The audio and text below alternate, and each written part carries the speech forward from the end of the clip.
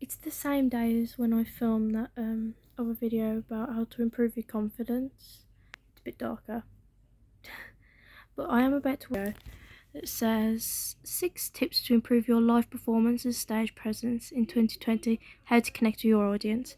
Made by the YouTube Publicity. I don't know how to say it, but that's it.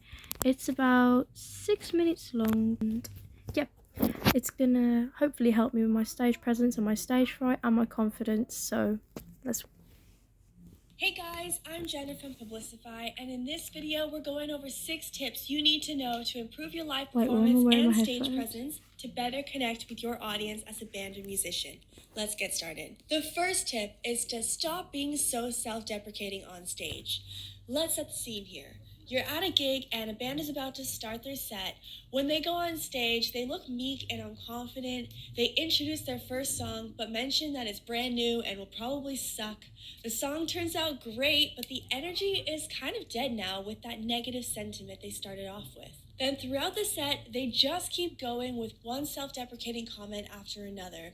My voice sucks today, or I'm sure the next band will be much better. Okay, so when I do a show, I don't actually say anything to the audience because I'm a bit too nervous. We don't say anything like it's going to be bad or anything. So we don't really do this thing. I'm going to skip this point because we don't really do that. But it's a good point. Like, don't mention to the audience that it's going to be bad. Let's. Ritual meant to hype you up and shake off the nerves. Athletes have pre-game rituals that shift them into the right mindset to perform at their peak. As a musician, you should have similar rituals too. Meditation is really good for calming your nerves and bringing you to the present moment. Find a quiet space backstage and do a 10-minute meditation session using an app like Headspace or Calm. I also find that visualizing an event going well before it happens can really help you out too. Olympic gymnast Shawn Johnson mentioned in a video once that every night while laying in bed, she would visualize herself doing her routine at the Olympics perfectly from start to finish. She ended up winning gold. If you have a big Okay, so I actually oops. Okay, someone was calling. Okay, I actually do that sometimes. I'll sit and I'll imagine what I can do, and then my nerves get the best of me and I don't actually do it, which is really sad because when you've worked really hard and when you thought about it so much, like I'll go to do a show and I'll be like, right, I'm going to do such good stage presence, I'm going to do it, and then I'll just stand there and be nervous. So, but that's a good point. I think I might start doing the meditating thing because that's a good thing to do. That'll probably carry on. Coming up, try running through your set in your head. Visualize the audience's excited reactions. Picture yourself hitting every note perfectly.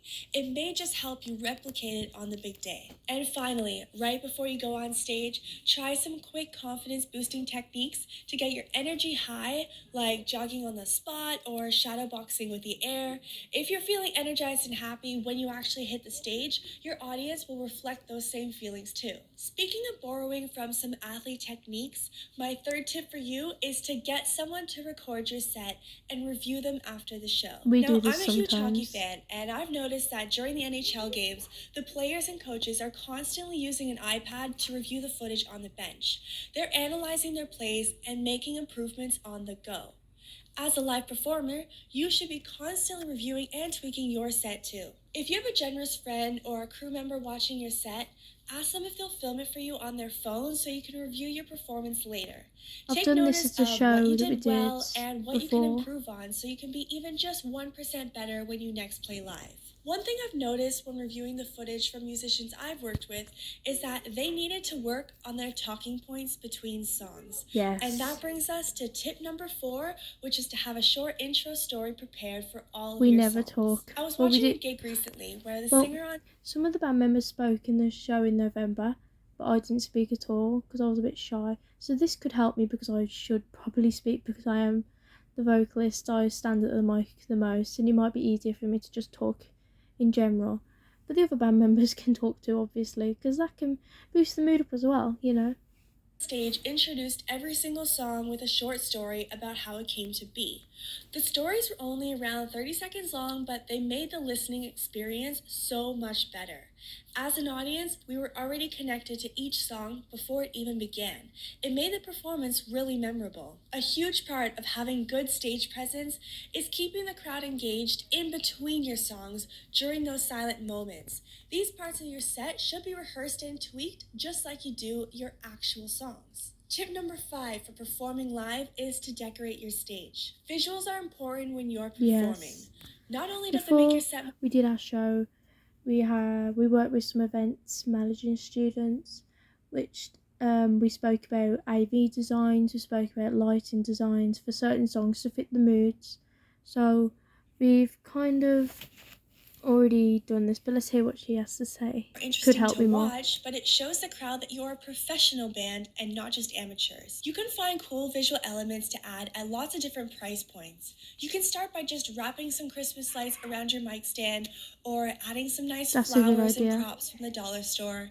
If you want to step it up a bit, you can invest in a banner with your band name on it. I was watching the band Fleece play recently, and I was really amazed at their lighting setup. They had this panel of lights that would flash to the beat of the music and change colors. Their music was really good, but the lights took it to a whole new level. And my final tip for improving your live performance is to give your audience a call to action. A call to action is the next step you want the audience to take after the show ends. This means letting them know they could buy some merch and telling them how to connect with you afterwards. At some point during your set, you should mention where your merch stand is, what time you'll be there after the show, and what you have to offer. Merch is a huge income stream for musicians, so it's a must that you mention it. It's also a good idea to let people know how they can connect with you online and what your social media handles are. Let them know what's coming up from you in the near future, like a new single release, so they have an incentive to follow you. Well, that's it for this video. Thank you so much for watching. Thank you so much, this YouTuber. Please show some support. I'll link her video in the description, as I've done with all the other videos I've done. I've linked them. Please go and give them a like and watch their videos. This has helped me a lot. I've learned that you can meditate and stuff before you go on.